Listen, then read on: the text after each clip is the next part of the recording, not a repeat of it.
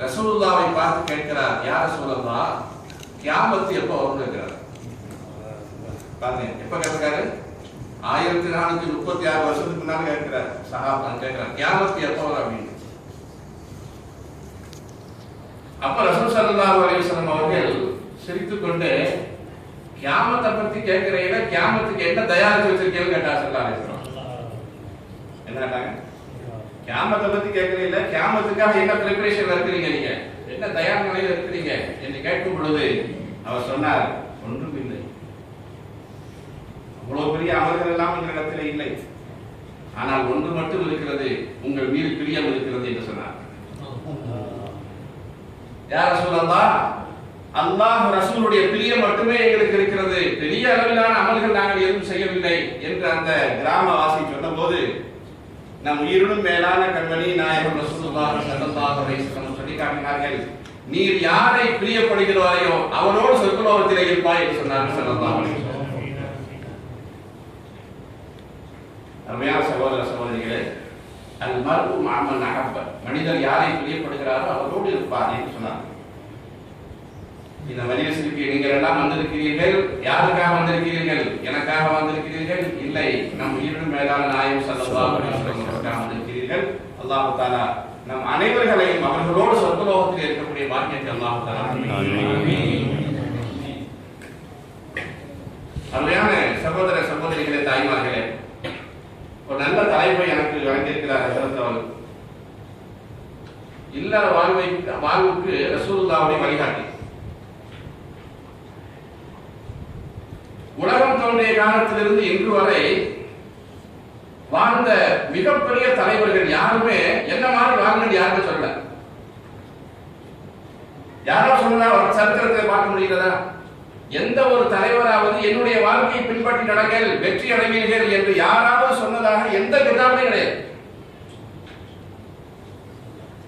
ஆனால் பெருமானார் ஸல்லல்லாஹு அலைஹி வஸல்லம் சொல்லி காட்டுகிறார்கள், என்னை பின்பற்றி வாழுங்கள், நான் வாழ்ந்தது போல வாழ்ந்து காட்டுங்கள், அல்லாஹ் பரக்கத் செய்வான் என்று சொன்னார்.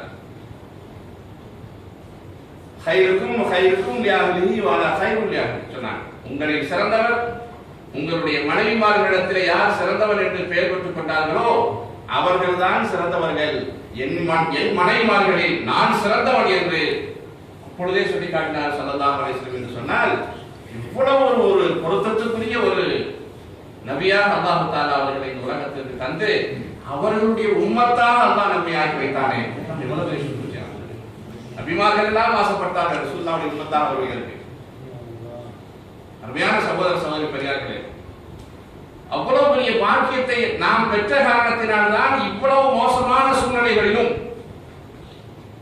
மனிதர்களை பல பாகங்களிலும் திசை திருப்பி கவனத்தை திருப்பி பல மாதிரி காரியங்களில் ஈடுபட செய்யக்கூடிய இந்த காலகட்டத்திலே நம்மை எல்லாம் இங்கே இழுத்து வந்திருக்கிறது என்று சொன்னால் அதான் இழுத்து வந்திருக்கிற மக்களுக்கு அந்த பிரியம், ரசூலுல்லாஹ் மீது வந்து பிரியம், அந்த உம்மத்துங்கிற ஒரு பிரியம். அல்லாஹ் தஆலா அந்த பிரியத்தை நம்முடைய மற்ற எல்லா மக்களுக்கும் அல்லாஹ் வழங்க வேண்டும் என்ற நேரத்திலே நாம் துஆ செய்வோமாக. அருமையான சகோதர சகோதரிகளே, ரசூலுல்லாஹ் அவர்களை சொல்லி காட்டினார்கள் சஹாபாக்கள் மத்தியிலே, ஒரு காலம் வரும், அந்த காலத்திலே முஸ்லிம்களுக்கு கடுமையான சோதனைகள் இருக்கும், கடுமையான சோதனைகள். எங்க பார்த்தாலும் பிரச்சனைகள், எங்க பார்த்தாலும் அவர்களுக்கு உண்டான தலை முடிவுகள், சிரமங்கள், கஷ்டங்கள், சோதனைகள் அவர்களுக்கு ஏற்படும் என்று சொன்னார்கள். சஹாபாக்கள் கேட்டார்கள், யார் ரசூலல்லாஹ், அந்த நேரத்தில் முஸ்லிம்கள் குறைவாக இருப்பார்களான்னு கேட்டாங்க. என்ன, முஸ்லிம்களுக்கு அவ்வளவு பெரிய சோதனை ஏற்படுதுன்னு சொன்னா அந்த நேரத்தில் முஸ்லிம்கள் குறைவாக இருப்பார்கள் என்று கேட்கும் பொழுது கண்மணி நாயகம் ஸல்லல்லாஹு அலைஹி வஸல்லம் சொல்லி காட்டினார்கள், அப்பொழுதுதான் முஸ்லிம்கள் அதிகமாக இருப்பார்கள் என்று சொன்னார்கள். முஸ்லிம்கள் அதிகமாக இருப்பார்கள், ஆனால் சோதனைக்கு உட்படுத்தப்பட்டு இருப்பார்கள், கடுமையான சிரமத்திற்கு உட்படுத்திருப்பார்கள். சஹாபாக்கள் கேட்டார்கள், யார சொல்லலாம், என்ன காரணம் என்று சொல்லும் பொழுது பெருமானார் சொல்லி காட்டினார்கள், ரொம்ப முஸ்லிம்கள் இருப்பார்கள், ஆனால் ஈமான் பலவீனமாக இருக்கும் என்று சொன்னார். என்ன பலவீனமா இருக்கும்? ஈமான் பலவீனமா இருக்கும். அதுக்கு உதாரணம் சொல்றாங்க. எந்த அளவுக்கு பலகீனம் என்று சொன்னால் கடலின் நுரையை போல. எது மாதிரி? கடலின் நுரையை போல. அந்த நுரையை கையில் எடுத்து ஃபூடுதான் பறந்துடும். அவருடைய ஈமான் எந்த அளவுக்கு இருக்கும் என்று சொன்னால் கடலின் நுரையை போல இருக்கும் என்று பெருமானார் ஸல்லல்லாஹு அலைஹி வஸல்லம் அவர்கள் அந்த மனிதர்கள் ஏற்படக்கூடிய கஷ்டங்களை பற்றி முன்னாலே சொல்லி காட்டினார். இந்த காலமாக இருக்குமோ என்று ஒவ்வொரு மனிதர்களும் பயப்பட வேண்டிய ஒரு காலகட்டத்தில் நாம் எல்லாம் வாழ்ந்து கொண்டிருக்கிறோம். அல்லாஹ் தஆலா அது போன்ற ஒரு காலம் வருவதற்கு முன்பாகவே அல்லாஹ் நம்மை எல்லாம் பாதுகாத்து புரிவானாக. அருமையான சகோதர சகோதரிகளே, ரசூலுல்லாஹ்வுடைய வாழ்க்கையில எல்லாத்திலையும் முன்மாதிரி இருக்குது. எல்லாத்திலையும் முன்மாதிரி இருக்கு. அல்லாஹ் தஆலா ஒரே வார்த்தையில சொல்லிட்டான், லகத் கான லக்கும் ஃபீ ரசூலில்லாஹி உஸ்வத்துன் ஹஸனா. சொல்லுங்க எல்லாரும். லகத் கான லக்கும் ஃபீ ரசூலில்லாஹி உஸ்வத்துன் ஹஸனா. ரசூலுல்லாஹ்வுடைய வாழ்க்கையிலே உங்களுக்கு அழகிய முன்மாதிரி இருக்கிறது என்று அல்லாஹ் ஜல்ல ஷானஹு வ தஆலா குர்ஆன்ல சொல்லிட்டான். அப்படின்னு வரப்போகும்போது எல்லா வகையிலேயும் அழகிய முன்மாதிரி.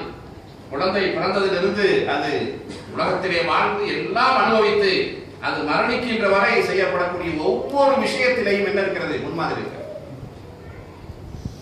முன்மாதிரி. அன்பான சகோதர சகோதரிகளே, உலகம் தோன்றிய காலத்திலிருந்து இதுவரை எந்த தலைவருடைய வரலாறும் ரசூலுல்லாஹ்வுடைய வரலாற்றை போட்டு பதிவு செய்யப்படவில்லை. எந்த தலைவருடைய வரலாறு எழுதுகிறார் ஒரு அறிஞர், இதுவரையிலும் 10 லட்சம் கிதாபுகள் எழுதப்பட்டிருக்கிறது ரசூலுல்லாஹ்வுடைய வரலாறு. 10 லட்சம் என்று சொன்னால் ஒவ்வொன்றும் பல வால்யூம்கள்.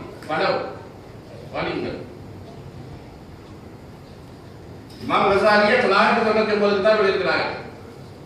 யாரு? இமாம் கஸாலி ரஹ்மத்துல்லாஹி 999 கிதாப் எழுதியிருக்கிறாங்க. ஒவ்வொன்றும் பல வால்யூம்கள். குர்ஆன் அவர்களை கொண்டு எத்தனை அறிவுலக மேலைகள் இந்த உலகத்திலே தோன்றியிருக்கிறார்கள். எத்தனை மொழிகள் பேசப்பட்டாலும் அத்தனை மொழிகளிலேயும் ரசூலுல்லாஹி ஸல்லல்லாஹு அலைஹி வஸல்லம் அவருடைய அந்த வாழ்க்கை வரலாறு பதியப்பட்டிருக்கிறது என்று சொல்லியிருக்கிறார்.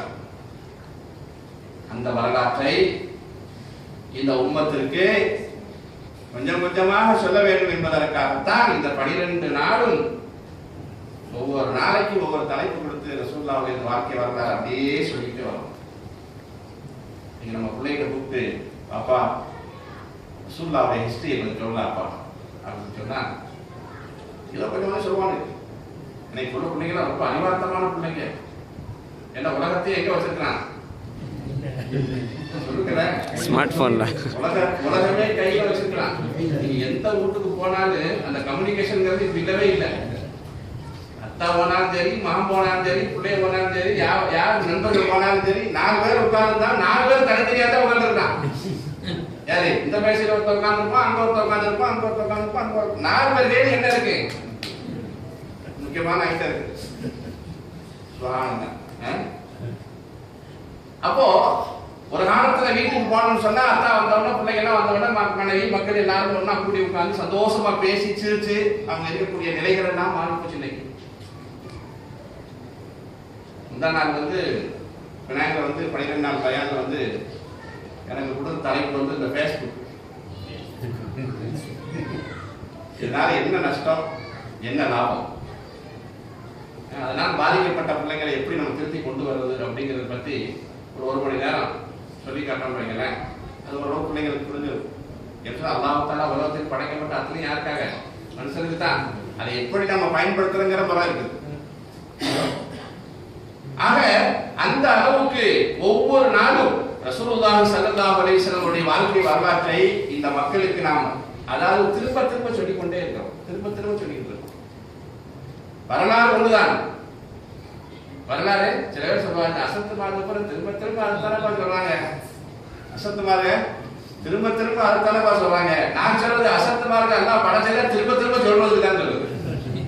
ஏன் ரசூலுல்லாஹ்வுடைய ஹதீஸை கியாமத் வரையிலும் திரும்ப திரும்ப சொல்லக்கூடிய வாய்ப்பை தான் அல்லாஹ் தஆலா யார் கொடுத்திருக்கிறார்? உலமாக்களுக்கு கொடுத்து அவர்களை வரசத்துல் அன்பியாவாக ஆக்கினார். அந்த வகையிலே மதரசா சிராஜுல் ஹுதாவுடைய மாணவர்கள் இங்கே மௌலூத் ஷரீஃப் ஓதினார்கள். ரொம்ப சந்தோஷமா இருந்துச்சு நீங்க ஓதுறது கேட்டு, ரொம்ப சந்தோஷமா இருக்கு. நான் எப்போதுமே அந்த பிள்ளைகளை ரொம்ப பாராட்டுறது, எந்த இடத்துக்கு போனாலும் சரி அந்த மதரசாவை பாராட்டுவேன், பிள்ளைகளை பாராட்டுவேன், உஸ்தாத்மார்களை பாராட்டுவேன். ஏன்னா அது வந்து ஒரு தனி ஒரு இது அவங்களுக்கு ரீஃப்ரெஷ் கொடுக்கும். இன்னும் நல்லா நம்ம ஹஸரத் நல்லா சொல்லிட்டாங்க, நம்ம நல்லா இன்னும் வேலை செய்யணும் அப்படிங்கிற ஒரு ஆர்வம் இருக்கும்.